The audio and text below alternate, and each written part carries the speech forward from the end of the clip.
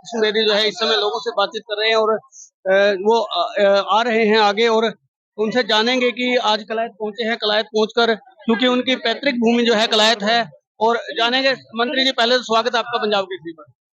आपका बहुत बहुत धन्यवाद। आज मैं कलायत में हमारे मेनपाल राणा जी के पक्ष में वोट की अपील करने के लिए आया था और जिस प्रकार लोगों में उत्साह है, जोश है और भारतीय जनता पार्टी के पक्ष में लोग जिस प्रकार से वोट का मन बनाए बैठे हैं, ऐसा उत्साह आज से पूरा मैंने कभी नहीं देखा। 77 में भी ऐसी लहर शायद जनता पार्टी की नहीं होगी जितनी इस बार मोदी जी के और नायब सैनी जी के नेतृत्व में लोगों ने भारतीय जनता पार्टी के पक्ष में मतदान की बात कर रहे हैं। बेदी जी, कल मुख्यमंत्री ने ठाके लगवाए, आज आपने लगवाए और आपका पैतृक गांव बताया गया कलायत। हाँ, कलायत मेरा पैतृक गांव है। यहीं से मेरे पिताजी और मेरे दादाजी नौकरी में गए थे और मैं बिल्कुल नजदीक के हल्के से मिनिस्टर हूँ, विधायक हूँ। ये सारा मेरा अपना परिवार है। मेरे गोद की और मेरे गोत्र की निकासी कलायत से ही है। हमारा बड़ा खेड़ा है ये। आज मैं अपने लोगों के बीच में, अपने भाइयों के बीच में आया हूँ, मिलकर बड़ा खुशी हो रही है और 100% मेनपाल जी के पक्ष में यहाँ पर मतदान होगा। आश्वस्त किया लोगों को और आश्वस्त जब आप करते हैं तो नेचुरल उसको जब कोई बात आती है तो पूरा भी करते हैं। तो देखो, ये क्रेडिबिलिटी व्यक्ति की होनी चाहिए।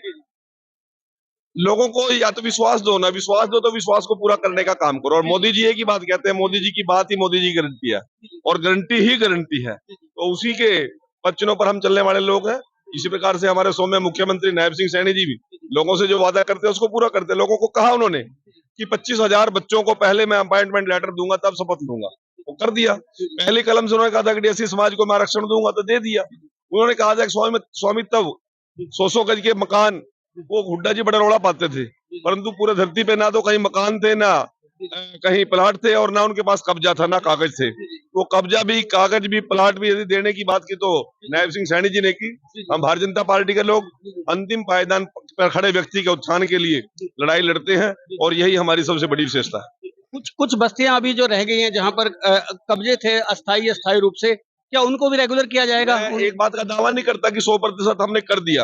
अभी तो इस कार्यकाल की हमारी शुरुआत हुई है। इस 5 साल के कार्यकाल में जिन जो वादे हमने लोगों से किए हैं, अक्षरतः जो घोषणा पत्र हमने दिया है, उस घोषणा पत्र को अक्षरतः लागू करने का काम करेंगे। उसका एक एक शब्द हम इम्प्लीमेंट करेंगे। इसी प्रकार से नगर में भी और गाँव में भी। बेदी जी, विपक्ष की भूमिका कहाँ देख रहे हैं? विपक्ष जीरो है ही नहीं कहीं। ये लोकतंत्र के लिए बड़ी हानिकारक बात है। विपक्ष का कमजोर होना लोकतंत्र को कमजोर करता है, परंतु विपक्ष धाराशाही है, विपक्ष नेता विहीन है, नेतृत्व विहीन है, नीति विहीन। जी जी जी, बिल्कुल बिल्कुल। बेदी जी, धन्यवाद, आपने पूरी जानकारी दी। और देखिए, हरियाणा के जो है राज्य मंत्री कृष्ण बेदी से हमने बातचीत की और अभी बेदी साहब लौट रहे हैं और उन्हें आगे जाना है। फिलहाल जो ये तस्वीरें आपको दिखाई गई हैं, जहां आप देख सकते हैं कि राज्य मंत्री कृष्ण बेदी जो है अभी उपस्थिति को संबोधित करके गए हैं और अभी वो कहीं कोई चाय का कार्यक्रम है वहां जाएंगे। और भीड़ भाड़ में देखिए कैमरा भी होल्ड नहीं हो पा रहा है। और फिर फिलहाल आपको बता दें कि लोगों का जो इनके प्रति प्यार है, जो लोगों की इनके प्रति भावना है, वो आपने आज के इस कार्यक्रम में देखी भी होगी। और ये कार्यक्रम जो है अपने आप में बयां कर गया है कि बीजेपी की स्थिति कलायत में किस तरह की है। तो ऐसी और भी तस्वीरें देखने के लिए देखते रहे पंजाब केसरी टीवी। पंजाब केसरी टीवी के लिए कपिल शर्मा की रिपोर्ट। हमसे जुड़े रहने के लिए हमारे YouTube चैनल को सब्सक्राइब करें और नई वीडियो की नोटिफिकेशन के लिए बेल आइकॉन को दबाएं। अगर आप ये वीडियो Facebook पर देख रहे हैं तो लाइक जरूर करें और ज्यादा से ज्यादा शेयर करें। धन्यवाद।